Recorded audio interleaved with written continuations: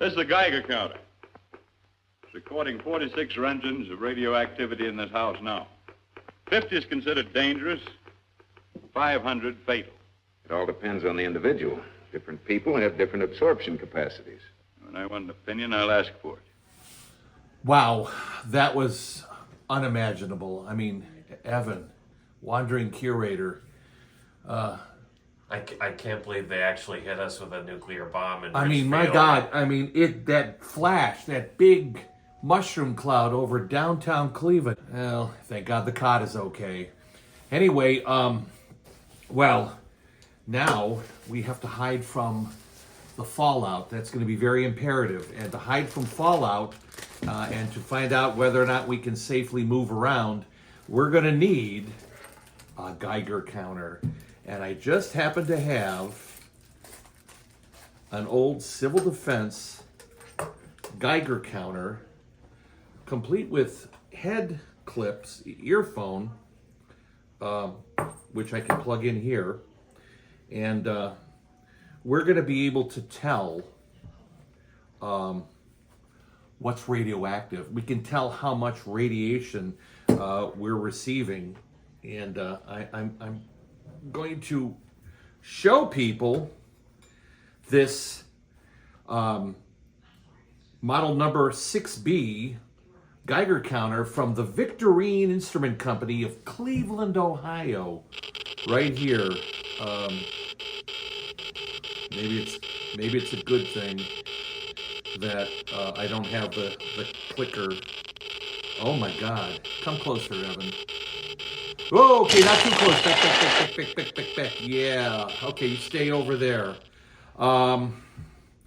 Boy, you've absorbed a lot of Roentgens here, and I'm not sure if you're really fully aware what can happen when you absorb too much radiation. You know, a certain amount of Roentgens, and you're going to start changing. I'm not going to turn into a superhero, am I? No. According to the movie we just started with, you're going to become one of those really big, weird, fanged, horned monkeys. Okay. But hey, we're here to talk about the Victoreen Instrument Company, which was founded in 1928 right here in Cleveland. Why are they important? In the Cold War, they made about 98% of the radiation measuring instrumentation for the United States government. And as far as I know, they were the only people with nukes. Here's a civil defense version. They made these by the thousands, if not tens, or perhaps even hundreds of thousands. Basically, you got an analog readout. You have a selector switch for scales off. One scale, 10 times scale, 100 times scale. You have the sensitive, the Geiger tube, and it has the ability to remove a shield so you can read, alpha particle. I'm not a nuclear physicist, but if you want low energy readings of alpha particles, you open up these little windows and you wave it around. John Victoreen, in 1928, founded the Victoreen Instrument Company on basically East 28th Street and Chester Avenue, downtown Cleveland. And he made not so much nuclear monitoring equipment, but radio tubes, superheterodyne instrumentation. Unfortunately, RCA, Radio Corporation of America, the big monsters in the radio production game, there were some patent infringement issues. So Mr. Victoreen had to leave the radio tube market and found a new, more profitable line or production, working with doctors at the Cleveland Clinic. They were using the first early X-ray machines. They needed to have a way of monitoring the X-ray energy and the dosage that the people they used were dentists, doctors. In the old days, they weren't wearing lead aprons. Some of those doctors and dentists absorb a lot of radiation. So anyway, Victoreen developed an instrument to measure X-ray dosimetry, and that was very, very popular, very, very profitable. And then in 1942, during the war, of course, we've all heard of the Manhattan Project. The United States government is building an atomic bomb. They went to Victoreen and basically just took over production for the war effort, making radiation instrumentation for the Manhattan Project. Well, after the war, the development of the bomb, things actually expanded because Victoreen was making Geiger counters for uranium prospectors. Uranium is the basis of atomic power. It is vital to the national defense and to health and industry. As a source of commercial power, 2 ounces of uranium-235 can produce as much electrical energy as 800 carloads of coal. The atom has opened a vast new horizon to the world. This is a Geiger counter. This is a scintillator, a far more sensitive instrument than the Geiger counter. These are the 2 principal types of uranium prospecting instruments. And there's a number of popular movies and such that deal with uranium prospecting. In fact, there were even advertising in some of the magazines, perhaps even in National Geographic, where they were basically telling people, we'll sell you a prospecting kit to go out and prospect and look for uranium. And basically the whole point was you got a Geiger counter and you loaded up your mule and went up into the desert Southwest looking for deposits of uranium via your Geiger counter. So that was all Victoreen Company.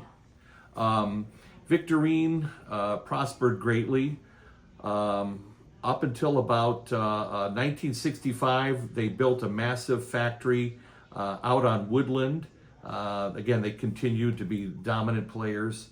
But in 1994, they relocated out to Solon.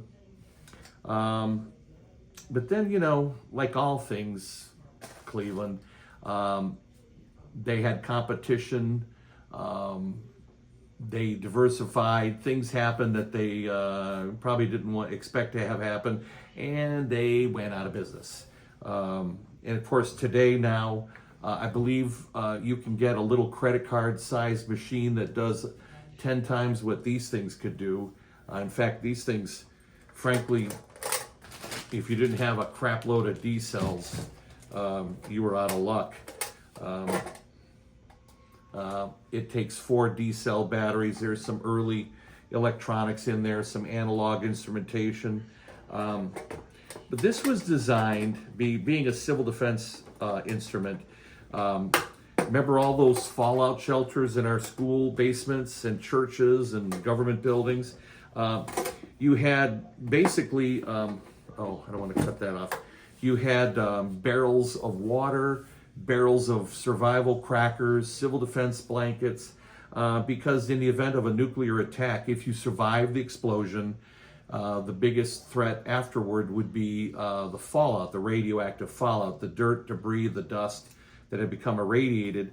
And so every fallout shelter had one of these Victoreen Geiger counters in a booklet.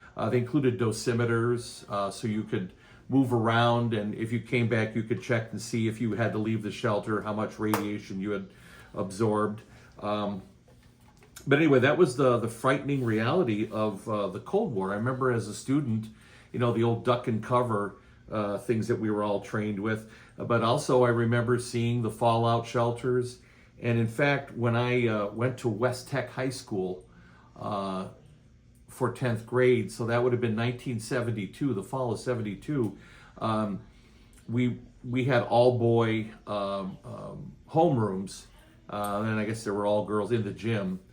And one of the coaches, I think he was a wrestling coach, came down and told our homeroom teacher, who was a basketball coach, he said, I need 10 guys to do some lifting. And he said, the first 10 guys in the front row go.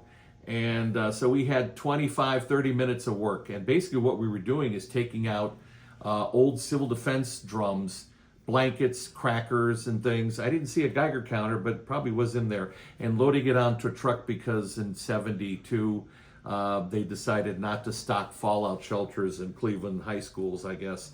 But anyway, he said it was a reality. And of course, the famous civil defense logo.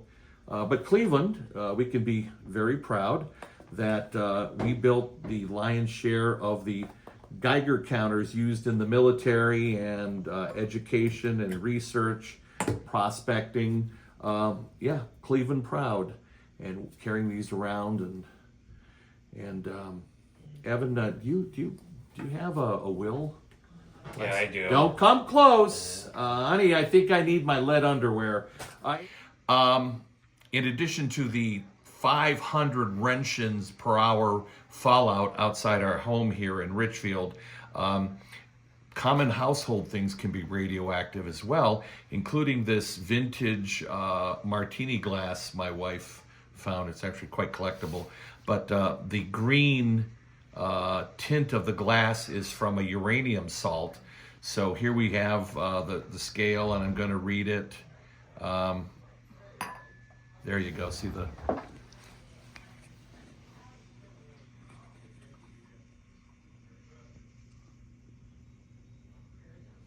As I turn, what is beta particles? So Evan's a mutant. You're gonna be probably wandering the darkness, glowing in search of meat. So that's our Geiger counter. We're gonna put it back in the in its case. Did you or do you know anybody that worked at the Victoreen company making Geiger counters for the end of the world, or maybe instrumentation for dentists and doctors? Comment. Let us know. Any questions or comments, feel free to join in. And we've got to get Evan a lead line box. Thanks for joining us. Doing a good job means simply following the rules in an alert or an attack, and waiting until all is clear again. In this early and troubled stage of the atomic age, our very lives may depend on always being alert.